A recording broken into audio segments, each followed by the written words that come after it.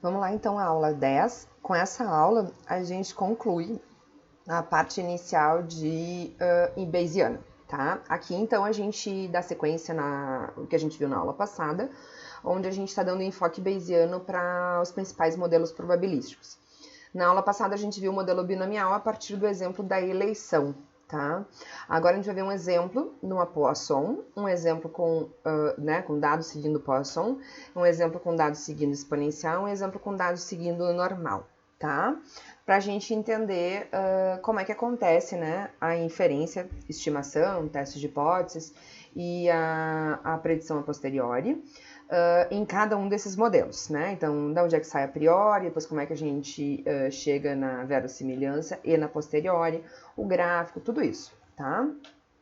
Aqui, só para deixar então um resuminho, né, para deixar esse slide aqui completo, eu trouxe lá o resumo que a gente tinha visto na aula passada sobre a inferência no modelo binomial, tá? X, então, é uma variável binária, né, onde um dos resultados é sucesso, e y é o número de sucesso numa amostra de tamanho n, ou seja, y é uma soma de n variáveis x, né? Então, y é uma binomial com parâmetros n e θ, onde θ, que é o nosso parâmetro desconhecido, é a proporção de sucesso na população de interesse. E o espaço paramétrico para θ é o contínuo entre 0 e 1. Então, vamos lá. A priori, para θ é uma beta, com parâmetros alfa e beta. Isso tudo a gente viu lá na aula passada, tá, gente? Que eu só tô dando resumão. A verossimilhança, então, seria o produtório, né, de n distribuições binomiais, que chegará a uma verossimilhança padronizada, né, para θ, que é uma beta, com o primeiro parâmetro y mais 1 e segundo parâmetro n menos y mais 1. A posteriori também vai ser uma beta, com parâmetros alfa mais beta e beta mais n menos y. E, por fim, a preditiva, a posteriori para uma nova observação, será uma beta binomial, com parâmetros alfa mais y e beta mais n menos y, os mesmos parâmetros ali da posteriori. E aqui embaixo a gente tem, então, o resultado dessa beta binomial se a nova resposta, né, se a nova observação for 0 ou for 1, né? Aqui a gente está pensando, então, numa única repetição, uma única observação, então, vai ser 0 ou vai ser 1, né? E aqui estão os possíveis, a probabilidade de cada um desses dois valores, tá? Então, isso a gente mostrou lá no caso da eleição. Dando sequência, a gente vai ver agora, então, o modelo Poisson. No modelo Poisson, a variável de interesse é uma contagem em espaço contínuo, do tipo número de ligações numa manhã, numa central telefônica, né? Então, eu conto o número de ligações no espaço contínuo, que seria lá o turno, né? Uma manhã, um dia, alguma coisa assim. Então, a suposição é que x tem distribuição Poisson com parâmetro θ. Θ é o nosso parâmetro desconhecido, que é a média de x na população de interesse. E essa média, então, né, que é o nosso θ, assume valores de 0 a mais infinito. A inferência, então, né? Vamos lá olhar os resultados. Gente, só para chamar atenção, esses resultados estão vindo prontinhos aqui para vocês, porque no semestre em que vocês forem ver a inferência A, no próximo semestre, né, que vocês forem olhar, começarem a inferência, todos esses modelos aqui, né, todas essas distribuições serão demonstradas, né? Então, aqui a gente usa só resultados, porque elas vão utilizar em uma vez ou outra o uso de integrais, né? Que é pré-requisito lá, então, o cálculo, e que aqui nessa disciplina a gente não utiliza, né? Aqui é uma disciplina para a gente dar mais a ideia geral de comparar as diferentes formas de fazer inferência e usar bastante o software para resolver problemas, tá? Então, por isso que eu simplesmente estou entregando para vocês aqui os resultados prontos, tá? Então, a priori é uma gama com parâmetros alfa e beta. A verossimilhança que a gente tem, né, mostrando que é o produtório, né, da distribuição Poisson, né, e que padronizada nos leva a uma gama com parâmetro somatório dos x mais 1 e n. A posteriori para θ também vai ser uma gama com parâmetros alfa mais somatório de x e beta mais n, né? E por fim, a preditiva a posteriori para uma nova observação é uma binomial negativa, tá? Com os mesmos parâmetros da posteriori. O único cuidado, né, que eu vou ter aqui para chamar a atenção, que no R, esse segundo parâmetro aqui não é beta mais n, e sim beta mais n dividido por beta mais n mais 1. Então, como lá a gente vai fazer o cálculo, né, da preditiva usando a função binomial negativa, eu preciso então tomar cuidado só de criar, né, esse segundo parâmetro, que não é o mesmo, porque a gente vai no primeiro momento criar o parâmetro da posteriori, né? Alfa mais somatório de x, a gente vai então dizer que é o primeiro, é o parâmetro A da posteriori, a gente vai chamar daqui a pouquinho, e beta mais n vai ser o parâmetro B da posteriori, que seriam os mesmos, né, na binomial negativa para a preditiva. Só que como a gente vai usar a função binomial negativa do R, então este parâmetro aqui no R é um pouquinho diferente, ele é calculado desta forma, ok? Então vocês vão ver isso só quando a gente for usar os comandos do R, só para chamar atenção aqui. A gama, né, então aqui a gente tem um slide mostrando a carinha da gama para vocês, né, diferentes parâmetros para ver como ela se comporta.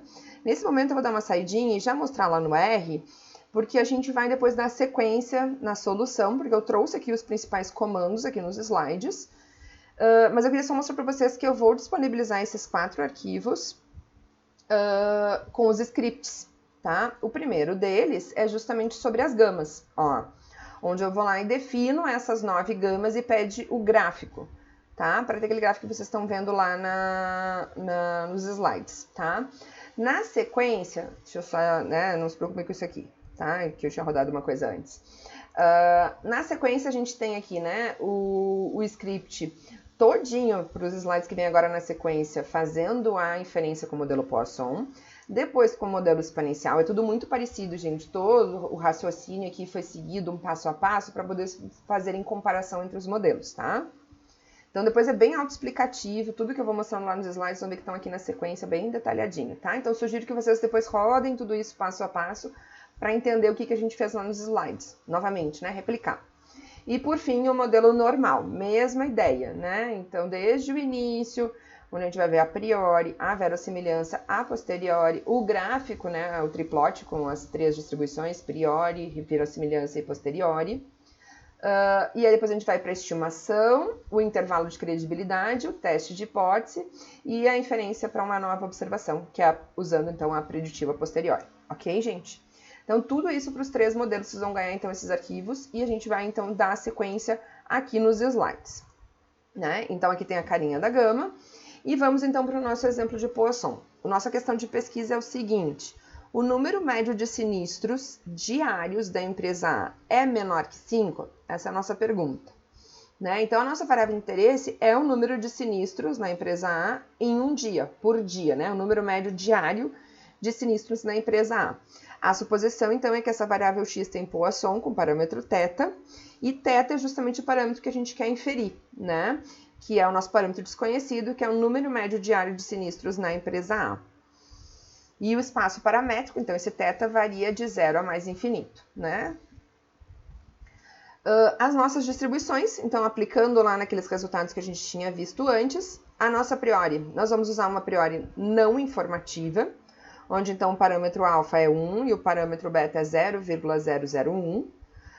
Nós temos uma amostra aqui pequenininha de n igual a 3, ou seja, para não dar grande peso, né, já que a gente está usando uma a priori não informativa, né, e é só um exemplo didático, onde no primeiro dia a gente teve 2 sinistros, no segundo dia 1 sinistro apenas e no terceiro dia 4 sinistros.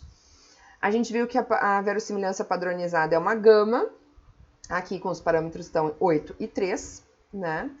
A posteriori, tá? Só para voltar ali, gente, tá? Ó, tá aqui, ó. É somatório de x mais 1 e n. São os 2 parâmetros da gama na verossimilhança padronizada, né? Que chega, então, neste 8 e neste 3. A posteriori para gama também, para θ também é uma gama, né? Com parâmetros 8 e 3,001. Né? Aqui é n mais o parâmetro beta, né? E aqui é beta, alfa mais o somatório de x, que dá 7, né? Então, mais 1 dá 8.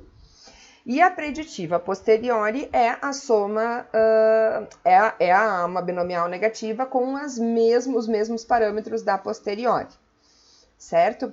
Então, só chamando a atenção aqui, a gente vai criar aqui, né, o parâmetro A e o parâmetro B, de alfa e de beta, de Pzinho aqui, porque é da posteriori, que é então o que eu disse, né? O A da priori mais a soma de X e o beta lá da priori mais o N, né, da verossimilhança, tá? De X. A preditiva, a gente viu que são os mesmos parâmetros, mas no R, esse parâmetro aqui não é 3,001, vai ser 3,001, né, dividido por 3,001 mais 1, tá? Então, isso vai aparecer lá no R também depois, na hora que a gente for fazer, então, a preditiva, tá? O triplote, então, no que a gente fez foi, né, aqui, plotar a priori, a verossimilhança e a posteriori. Então, aqui as nossas 3 distribuições. Vejam aqui, né, a nossa priori não informativa, ela é uma uniforme, portanto, né? A gama com aqueles parâmetros que a gente disse ali, né? E aqui está o triplote, ou seja, como a priori é não informativa, a verossimilhança e a posteriori se sobrepõem, né? Porque a verossimilhança não traz informação. Vamos lá para a inferência, então, começando com a estimação. Então, a gente viu que a posteriori é uma gama, com parâmetros 8 e 3,001. E eu vou mostrar aqui, então, a estimação pontual. Eu poderia estar fazendo a estimação pontual com a moda ou com a média, né? Ou ainda com a mediana, né? Trouxe aqui esses 2 exemplos. A moda, numa gama, é o parâmetro A mais 1 dividido pelo parâmetro B, né? Então, tá aqui a nossa moda, 2,33. E a média é a divisão dos 2 parâmetros, parâmetro A dividido pelo parâmetro B, que dá 2,66. Né? Então, usando aqui a definição de média, a gente estima que o número médio diário de sinistros da empresa A seja 2,67, arredondando 2 casas. O intervalo de credibilidade, né? A gente já viu o intervalo de credibilidade HPD, a gente viu que a gente usa a função HPD. Coloca aqui a distribuição a posteriori com os seus parâmetros, né? A e B, né? A posteriores. E aí a gente chega, então, no nosso intervalo, com 95% de probabilidade, a gente estima que a média diária de sinistros da empresa A seja um número, então, entre 0,99 e 4,54, tá? Depois disso vem o teste de hipóteses. Lembram lá da nossa questão de pesquisa? A gente gostaria de saber se o número médio de sinistros da empresa A era inferior a 5. Então, essa é a nossa hipótese de teste. Se θ é menor que 5, né? E o que a gente faz? A gente viu lá na aula passada, quando a gente estava vendo a binomial, a gente calcula a probabilidade a posteriori de acontecer H1, né? Ou seja, se a nossa posteriori é uma gama com parâmetros A e B, o meu ponto aqui, né? Ou seja, o meu valor aqui de teste é 5, estou chamando então aqui o meu ponto igual a 5, eu vou calcular a probabilidade até o ponto, né? Menor que 5. E isso me dá 0,98. Tá? Então, a probabilidade a posteriori do número médio de sinistros ser menor que 5 é 0,98. Se a gente considerar a regra para rejeitar H0, se a probabilidade a posteriori for maior que 95, a gente consegue rejeitar porque a gente teve 0,98, né? Então, com base nessa pesquisa, há evidência estatística, pois a probabilidade a posteriori, né, foi maior que 95, foi 0,98, para dizer que o número médio de sinistros é menor que 5. E, por fim, a predição. A gente quer, então, fazer uma nova predição, né? Para um novo dia naquela empresa. Qual é o número esperado, o número médio esperado de sinistros para um novo dia naquela empresa A. Né? Então, aqui, só para chamar a atenção, que aqui a gente está fazendo o cálculo do parâmetro B, né? Na binomial negativa, né? Que seria o parâmetro B, só que a gente precisa aqui, né? Lembrando, né? Fazer esse ajustezinho, porque o R considera, assim, o segundo parâmetro. É o parâmetro B dividido pelo parâmetro B mais 1. E aí, aqui nós vamos gerar 10, né? Então, desde 0 sinistro até 10 sinistros. E a gente vai calcular a probabilidade no ponto de uma binomial negativa para cada um dos valores x, de 0 até 10, tá? Com esses nossos parâmetros, ó, o parâmetro A e esse parâmetro P, que é esse ajuste aqui, né? Que a gente falou que o R utiliza este parâmetro aqui, então, como o segundo parâmetro da beta binomial. E aqui a gente tem as informações. Então, o que a gente tem como resultado? Né? Com base no atual conhecimento sobre o número médio de sinistros, a probabilidade de um novo dia na empresa A ter 0 sinistros é 0,10, tá? Aqui, ó, 0 sinistros, 0,10. De ter 1 sinistro, 0,20. De ter 2 sinistros, 0,23. de ter 3 sinistros, 0,19 e assim por diante, né? Então tá aqui, essa é a nossa preditiva para cada dia, né? Não foi pedido especificamente qual é a probabilidade de que um novo dia aconteçam 4 sinistros. A probabilidade seria aqui 0,13, certo? Tá? Então aqui a gente calculou diferentes valores possíveis para o nosso θ, né? Para o nosso x, né? Número de sinistros num novo dia, tá? Bom, agora vamos então ao segundo modelo que a gente vai ver na aula de hoje, que é o modelo exponencial. A variável de interesse é uma variável contínua, geralmente tempo. A suposição, então, é que essa variável contínua x tem distribuição exponencial com parâmetro θ, que é o nosso parâmetro de interesse desconhecido, onde θ é o inverso da média de x na população de interesse, né? Porque a gente sabe lá que o modelo exponencial e o modelo Poisson que a gente acabou de ver são inversos, né? E o espaço paramétrico, então, para o nosso θ é um valor de 0 a mais infinito, né? O inverso da média na população x. A priori, vai ser uma gama com parâmetro alfa e beta, né? Os resultados são relativamente parecidos com o que a gente viu lá do Poisson, tá? A verossimilhança aqui não tem forma fechada, então aqui a gente tem o resultado para a verossimilhança padronizada. Aqui para a priori, que também é uma gama, com parâmetros alfa mais n e beta mais somatório de x. E a preditiva posterior para uma nova observação também não tem forma fechada. Então, eu obtenho aqui a distribuição acumulada, né, a partir desta expressão aqui, ok? Que a gente vai usar depois lá no R também, tá? Vai aparecer. Então, o nosso exemplo é o seguinte: uma pesquisa foi conduzida com o objetivo de inferir sobre o tempo médio de duração do trajeto centro-bairro do ônibus Campos Ipiranga, né? Considerando o veículo que estiver planejado para sair do centro entre 7h20 e 7h40, considerando dias letivos. O que a gente quer avaliar aqui é se o tempo do trajeto é menor que 45 minutos, tá? Então, x é o nosso tempo em minutos, né? O tempo do trajeto medido em minutos.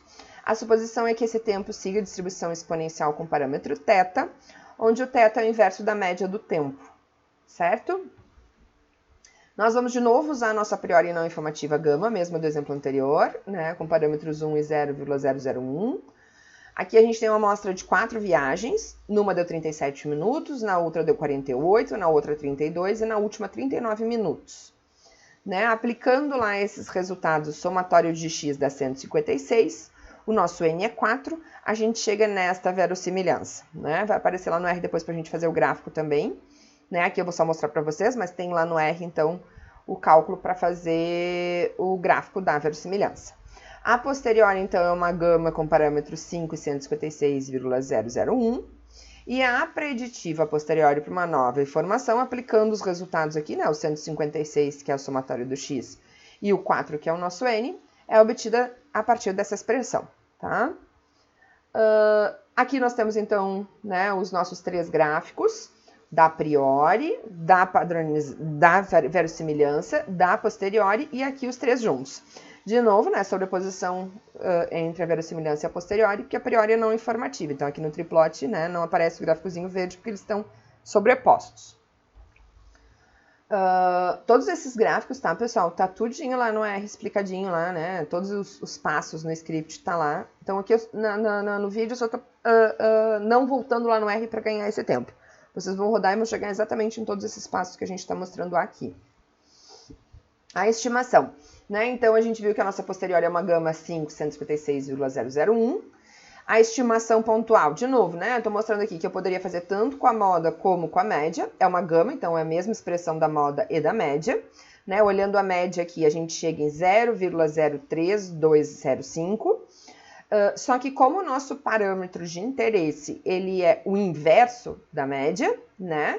Então, 1 sobre este valor dá 31,2, né? Então, a gente estima o tempo médio do trajeto, que o tempo médio do trajeto seja, em média, né, em torno de 31 minutos.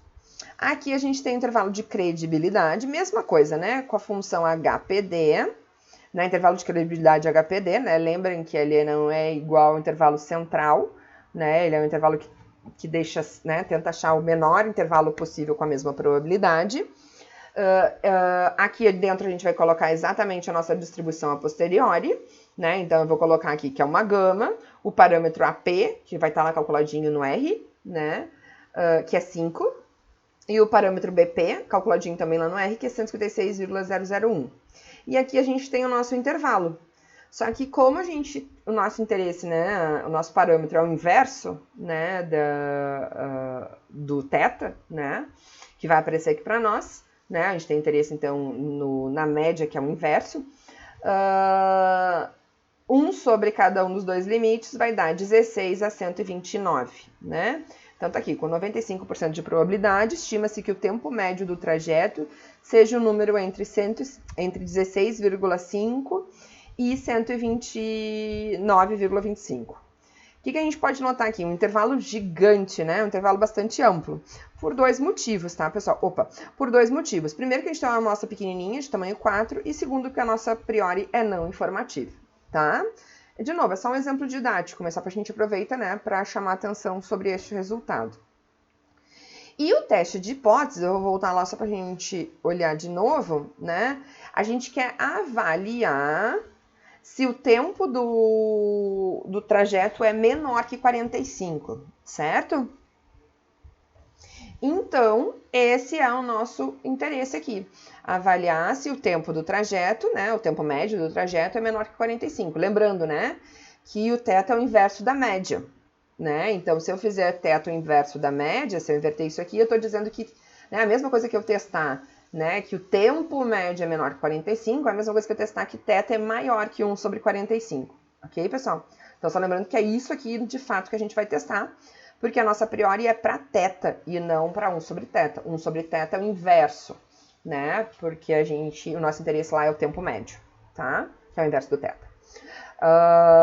Bom, então calculando esta probabilidade, então eu botei lá o ponto 45 e aqui vai aparecer 1 sobre 45, ó, 1 sobre 45. E aqui dentro, então eu estou fazendo a probabilidade na gama com os parâmetros AP, 5 e BP, 156,001. Como eu quero maior que 1 sobre 45, 1 menos, né? Porque o P gama vai me dar a probabilidade à esquerda, acumulada até aquele ponto. Então, o que a gente tem aqui? Que a probabilidade a posteriori do tempo médio do trajeto ser menor que 45 é 0,73. Deu para entender isso aqui, pessoal? Eu estou calculando a probabilidade de θ ser maior que 1 sobre 45, que é a mesma probabilidade do tempo médio, que é o inverso do θ, ser menor que 45, tá? E isso é 0,73. Como a gente está aqui, né, usando como regra, rejeitar H0, se a probabilidade a posteriori de H1 for maior que 95, considerando a ideia de confiança, né, pensando lá nos 5% de significância, né, para a gente fazer esse contraponto com a inferência clássica, eu decido não rejeitar H0. Ou seja, com base nessa pesquisa, a gente não tem evidência estatística, porque a probabilidade a posteriori foi menor que 0,95, foi 0,73, para poder dizer que o tempo médio do trajeto é menor que 45 minutos. E por fim, aqui no modelo exponencial, vamos a uma predição, né? O nosso objetivo aqui é a gente avaliar qual é a chance de eu ter um valor até 45, né? Lembrando lá que aquela expressão é a distribuição acumulada, perdão, aqui, ó. Essa aqui é uma probabilidade acumulada, né? A função é acumulada até um determinado ponto. E aqui nós vamos usar o 45, que era o valor de teste, né? Então, o que eu quero calcular aqui é qual é a chance de que uma nova observação seja menor que 45. Ou seja, que uma nova viagem do ônibus Campos Ipiranga dure até 45 minutos.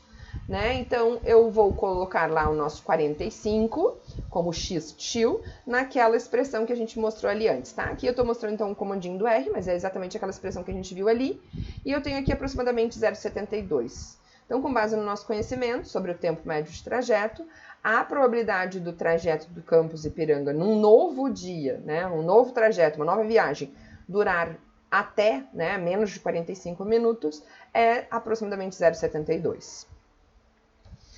E por fim aqui, pessoal, então, inferência no modelo normal. A variável de interesse é x, uma variável contínua, que tem distribuição normal com mi, média mi e variância sigma ao quadrado. Esse sigma é conhecido e vai ser dado no problema. Existem outras opções de, né, outros problemas, tá, gente? Aqui eu tô considerando um problema mais simples. De novo, no semestre que vem, quando vocês forem para inferência A, vocês vão ver como problemas mais complexos, do tipo considerando sigma ao quadrado desconhecido, tá? O parâmetro, então, de interesse desconhecido aqui, de fato, né, já que sigma ao quadrado da variância é conhecida, é a média de x na população de interesse. Mi é o nosso parâmetro desconhecido. Então, mi assume valores de menos infinito a mais infinito, certo? A priori, para mi, é uma normal, com média mi0 e variância sigma 0 ao quadrado. A verossimilhança aqui, né? Então, é a nossa verossimilhança lá, né? Aplicando o n na densidade da normal. E aqui a padronizada. A gente vai ver exatamente aquilo que a gente já tinha visto lá na aula do Teorema Central do Limite, né? Onde a gente vai ver que a padronizada continua sendo uma normal, onde a média vai ser a média das médias, né? Então, x barra, aqui no caso, né? Pensando numa única observação. Então, é a média, né, dos meus dados, e a variância é sigma ao quadrado sobre n. Lembram deste resultado? Tá? Então, ele apareceu agora de novo, aqui quando a gente está olhando o modelo normal sob enfoque bayesiano. A posteriori também é normal, com média mi1, calculada desta forma aqui. Vejam, né, que eu vou usar tanto a variância do meu problema, não é dos dados, né, a variância da população, a variância da priori, a média da priori, a média dos dados e o tamanho da minha amostra, certo? Para calcular, então, a nossa mi1, que é a média na posteriori. E a mesma coisa a variância na posteriori. Eu vou usar a variância da priori, a variância populacional e o n dos nossos dados, tá? Então, a posteriori é uma mistura de tudo isso. E a preditiva também vai considerar tudo isso, gente, né? Então, a preditiva, a posteriori para uma nova observação, também é uma normal com a mesma média da posteriori, só que com uma variância maior, né? Porque é a variância da posteriori mais a variância populacional, ó, sigma ao quadrado, tá? Bom, vamos ao nosso exemplo. Uma pesquisa foi conduzida com o objetivo de inferir sobre a altura média de bancadas. Considere que a altura segue o modelo normal, com média desconhecida, mas a variância conhecida igual a 400. Uma amostra de tamanho 4 revelou média igual a 106. Então, temos aqui o nosso x barra, o nosso sigma 2, e a gente quer testar as hipóteses de mi menor ou igual a 100 ou de mi maior que 100. Então, de fato, o que a gente quer ver é, será que a altura média dessas bancadas é maior do que 100? Maior que 1 metro? Usando, então, a priori, a distribuição normal com média 100 e variância 400. Então, esse é o nosso mi0 e esse é o nosso sigma 0 ao quadrado, lá da priori, né? Então, aqui está, né, já tudo que eu já tinha definido ali, né? A variável de interesse é a altura das bancadas. A nossa variável x tem média desconhecida e variância conhecida 400. Mi é o nosso parâmetro de interesse, que é a altura média, que varia de menos infinito a mais infinito, né? Pertence ao espaço paramétrico, né? Aqui a gente tem as nossas distribuições e o nosso triplote. Então, a priori é uma normal, com média 100 e 400, foi dado lá no problema, né? E variância 400. A verossimilhança padronizada vai ser a média dos dados lá 106. E variância era sigma ao quadrado sobre n, né? O nosso sigma ao quadrado era 400, dividido por n, 4, é 100. E a posteriori, a gente viu então que tanto a média quanto a variância são obtidas por esta expressão aqui, ó. Tá? Então, só botei a flechinha mostrando que esses valores saem desta expressão. E estão lá tudo no R, né? O cálculo lá desses dois valores estão lá no R também. E aqui a gente tem o nosso triplote, né? Então, temos o gráfico da priori, a normal 100, 400, variância 400, né? Lembrando que lá no R a gente usa desvio, tá? Então, só para tomar esse cuidado. A verossimilhança, que é essa normal 106 e 100. A posteriori, que é essa normal com 104,8 e 80. E o triplote, que é botando, então, todos os três gráficos juntos, tá? Agora, vamos para a estimação, então, né? Então, utilizando a nossa posteriori, a normal